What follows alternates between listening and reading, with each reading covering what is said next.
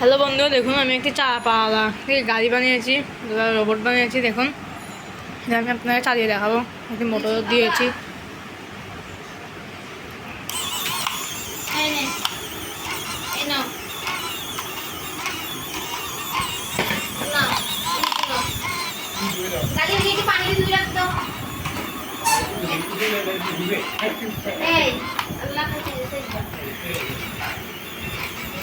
এই নাও না,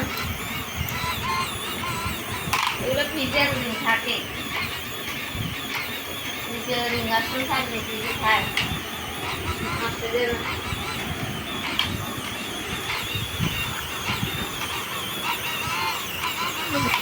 বন্ধু দেখতে পাচ্ছেন কত সুন্দর করে চলছে আমাদের চা পাওয়া।